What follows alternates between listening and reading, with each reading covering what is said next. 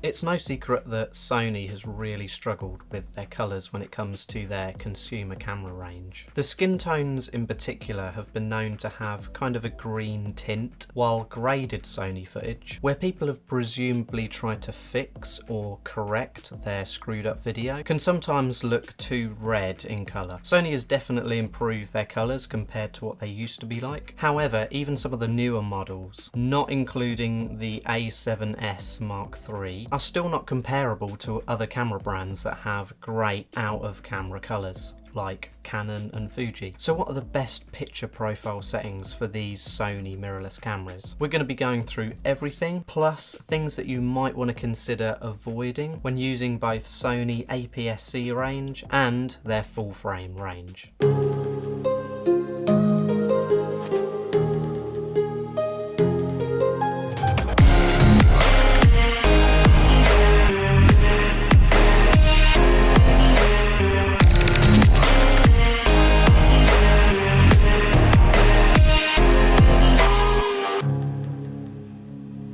Just for reference, this is a Sony A6000 camera that I've got in front of me, but this should be applicable to most, if not all, of Sony's consumer range. Okay, so now that's out of the way, let's dive inside the camera.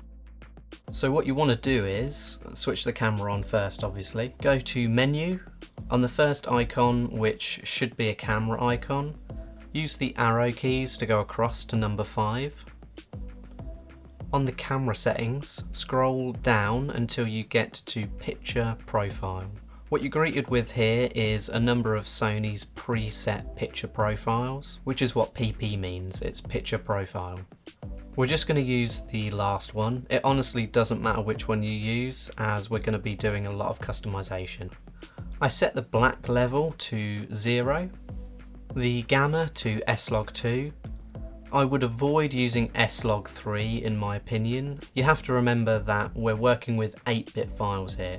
You can only push them so far before they start to fall apart in some scenarios.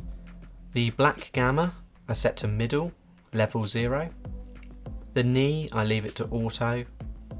The colour mode, now this is where things start to get really interesting. When I was doing research for this video and finding out exactly what each one of these settings does specifically and technically in regards to the image, I came across a video by Calum from DSLR Video Shooter, who found that using SGamut, which by the way is a really popular combination to use with S-Log2, isn't actually the best combo for S-Log2. Why? Well, because SGamut on these consumer cameras isn't real, it's fake. I'll leave a link in the description to where you can get the full explanation on DSLR Video Shooter. A long story short, SGamut on these cameras is quote unquote colour reproduction equivalent to SGamut, which is exclusive to Sony. So instead use ITU709 matrix. The saturation I leave at 0, colour phase +2,